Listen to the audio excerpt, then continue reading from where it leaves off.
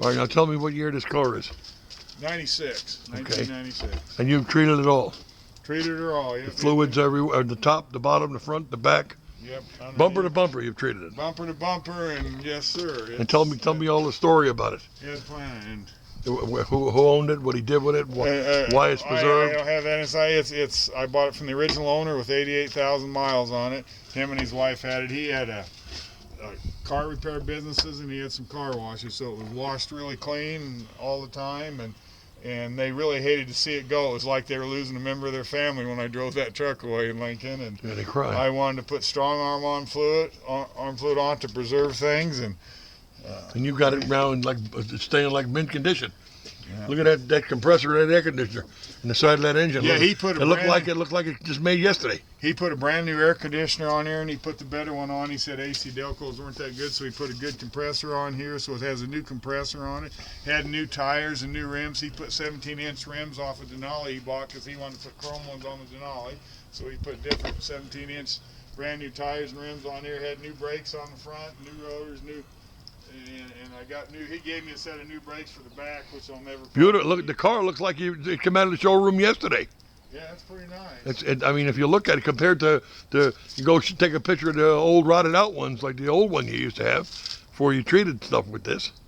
Yeah, it's very good. And this will stay like this indefinitely.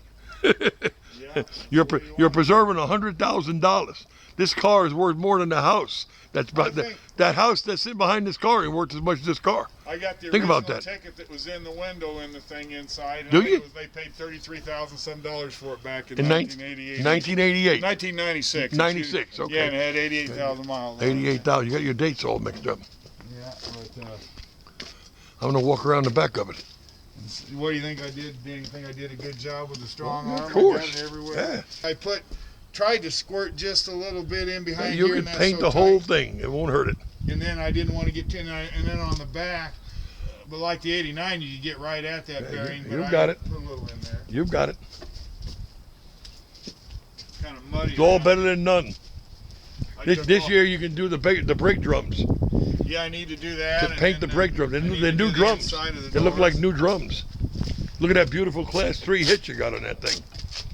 That's a beautiful Class 3 hitch. I wonder if it wasn't wrecked and he had the body work. No, I don't think so. Open it up. He put these on there. And when I bought this truck, he still had the plastic back here that it covered. I had to take the plastic off of it. It's like brand new, man. Yeah, I mean. Lift that up. Let's get a look. Let's see under there. Damn. Can't see nothing with the light. Yeah, that's a brand new rug. Yeah, and they had the plastic. Unbelievable. Plastic was covered here. There's still plastic on things there. Look at that. It's in good shape. It's a new truck. If you went to a Chevy dealer, they still make them this kind of a model? No, you couldn't buy it for $50,000 or $100,000. Oh, I looked at some prices of new ones. And that's all heavy duty iron and steel. Well, it's all that cylinder displacement. No, I'm talking about this truck is all heavy duty iron and steel. Because I got to talk to a body shop guy.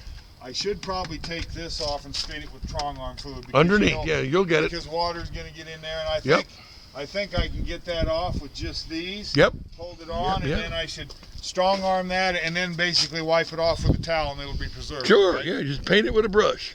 Paint it with a brush and wipe it off. That's all, yeah. And then it'll keep that water. And paint the plastic on both sides and put it back together and check it 10 years from now. Yeah. I'm afraid that's what this does. In there if I that's don't what this do is. that. And you do these here every 4 or 5 years. Yeah. But I need to take these panels off and treat the inside of the door. Now, you don't even run this enough to get it messed up. And see, I put what I did was put I ran it in the rain on the 4th of July, so I had to paint under the fender wells again. Then I did on the outside. I did on the outside between there and here because what I put on last year. When's the last time you wrote it? I think I took it to Quad Cities for Christmas Eve, came back here, and that was it. Okay. Took it on the gas up to the gas station one day when it was frozen enough where I wouldn't get any slough on it. Yeah. But yeah, so you don't go out there when the snow is melting and I the got a little salt salt spreaders on this coming back into Blair, but coming down Minnesota's murder on the truck, man. But there was just a little bit there coming back from. That's because there wasn't much winter back then. But I'm glad I coated these with a paintbrush when it was nice before I left. Sure, I yeah. wouldn't have had a coat. Oh, there's no. But you know that stuff is still under the middle on the inside of the frame and still Yeah, there. I know. And There's then no truck on the road in the state of. There ain't no truck on the road in the state of Nebraska that's more preserved than this. The only thing. Think about that. These running boards are worthless. That one's cracked and broke over there. Well, that's just the way they design it. But I just don't get out. I know. When I had my Econoline, I pulled them off too. They were aluminum. And I got the stuff to match the interior on here, and I'm going to do the front seats. That's not bad, but the guy was doing that with burgundy, and the new burgundy don't match. But I mean, look beautiful at tool with that plush leather and everything. Look at how nice that leather is man. back there. Isn't that something? You could use this for a tour bus. Yeah, it's a pretty nice truck for. Built like a tank, isn't it? Yeah, it's built solid. Hey, close that door. Look at that. And then this here's the front, and I got trash here, but you can just tell how, and I need to get out of the sun. I did these, and then I sprayed that down with burgundy. Is that what kind of player is it? Is it a CD player in there? It's got a CD and cassette in here. Is that right? It's that old, eh? Yeah, that's that old. Holy it's got shit. both in there, but they work good. These young kids on the internet, I tell them, we can get you a DVD. And they say, who's got a DVD player? Yeah. These 20-year-olds, they don't even know what a DVD player is. And this guy put, and this is worth something, but he put it's a 60-40 seat, okay? Yep. And he made this side electric, and he put this on here, and I got a bracket for what was on here, but anyway, it's held on by a C-clamp, and I got to figure out something to put the bracket around there someday, that goes around here that matches this. I got about half a minute, and then there was a battery.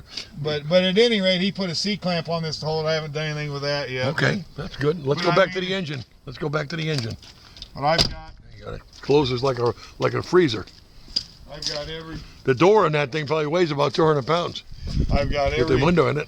I've got the stuff that matches the interior. That they called this a dark ruby red back in that era is what it was. And the ruby red went in cars, and it just has a little more sheen to it instead. Yeah, it's a beautiful red color. Yeah, my wife would love this thing. Victory red is the color of that. Beautiful. Good color for Nebraska. Big red. Isn't that something? Not the color I'd get if I was buying a new one, but heck, for a used one. But put the hood down now. Let's get a picture of it with the hood down. Take a model shot. There you go. That's beautiful, right there. And you can see there where that running board's cracked. I never step on it. Yeah, I don't know, but that's probably an aftermarket that you can deal with that. You got to find out where it's screwed on. It's underneath there. It's not. It's an add-on, so it's not. I've got plenty of strong arm in there to keep it from rusting. Right, but still, it's an add-on, and it's not put on for strength. And there's brackets on there. And in the old days, in the 30s and the 40s and the 50s, but a running board, you could have a horse stand on it. Ideally, you like a higher up truck, then you drop that running board so it's not against them the old iron days when it was solid, everything was built solid. But I took the plugs out of there and got plenty of strong arm in the rockers. Yeah, you got it all done. And then in the front here, I put it in. I saw the hole, the access to the fender here, and it was that way from the factory. One side has a cover where your radio antenna comes through, and this side doesn't. Yeah. So the radio works okay? Oh yeah, fine. Yeah. But I put strong arm fluid. I thought I had doing the hood, and I thought, well, you got them open, you got them other attachments, you might as well fill them front fenders up with strong arm. So I put strong arm up in them. Yeah, well, we appreciate your testimony. And it's good stuff. We really appreciate the testimony. And the farmers I work for use it as a penetrating oil on a very big bowl, and they were amazed by it. I'll bet they were.